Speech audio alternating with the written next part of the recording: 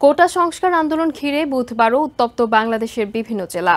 আন্দোলনকারীদের সাথে ছাত্রলীগ ও পুলিশের ধাওয়া পাল্টা ধাওয়া এবং সংঘর্ষে বুধবার রণক্ষেত্রে পরিণত হয় বিভিন্ন কলেজ, বিশ্ববিদ্যালয়ের ক্যাম্পাস ও রাজপথ। আহত হয়েছেন অনেকে। কোটা সংস্কার আন্দোলনকারীরা বুধবার পদ্মা সেতুর মাওয়া প্রান্তে জড়ো হয়ে সড়ক অবরোধ করেন। এতে বন্ধ হয়ে যায় পদ্মা সেতু দিয়ে যান চলাচল।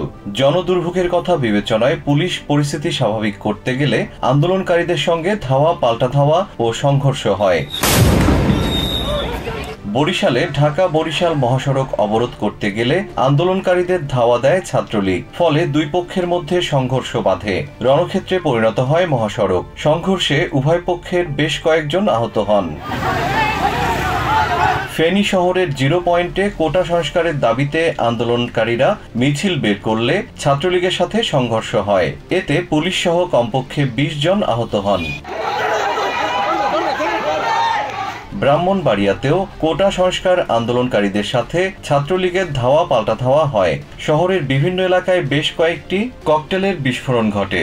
এতে ছাত্রলীগের কর্মীসহ উভয় পক্ষের অনেকেই আহত হয়।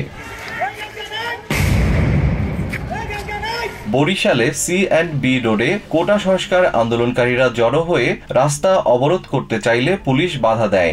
এতে পুলিশের সাথে ধাওয়া পাল্টা ধাওয়া হয়। পরিস্থিতি নিয়ন্ত্রণে আনতে পুলিশ টিয়ার শেল নিক্ষেপ করে। জামালপুরে সরকারি আশেক মাহমুদ কলেজে কোটা সংস্কারকারী ও ছাত্রলীগের মধ্যে ধাওয়া পাল্টা ধাওয়ার ঘটনা ঘটে। এতে 5 জন আহত হন। এরপর কলেজ ক্যাম্পাস ঘেরাও করে রাখে আন্দোলনকারীরা। এছাড়া ময়মনসিংহ, রাজশাহী, যশোর, নারায়ণগঞ্জ, টাঙ্গাইল, ভোলা সহ দেশের বিভিন্ন এলাকায় মহাসড়ক ও সড়ক অবরোধ করেন কোটা সংস্কার আন্দোলনকারীরা। এদিকে সরকারি চাকরিতে কোটা সংস্কারের দাবিতে মঙ্গলবার চট্টগ্রামে আন্দোলনকারী শিক্ষার্থীদের সঙ্গে পুলিশ, ছাত্রলীগ ও যুবলীগের দফায় দফায় সংঘর্ষে 3 জন নিহত এবং কয়েকশো আহত হওয়ার ঘটনায় 4টি মামলা হয়েছে। এসব মামলায় প্রায় 7,500 জনকে অজ্ঞাত আসামি করা হয়েছে। বুধবার সকালে এসব মামলা রুজু করা হয়। ইতিমধ্যে বিভিন্ন স্থানে অভিযান পরিচালনা করে পুলিশ বেশ কয়েকজনকে আটক করেছে।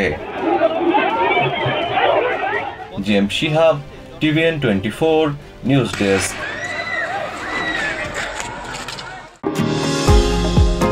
নিউ ইয়র্ক থেকে সম্প্রচারিত TVN 24 টেলিভিশন বিশ্বজুড়ে বাঙালির কণ্ঠস্বর।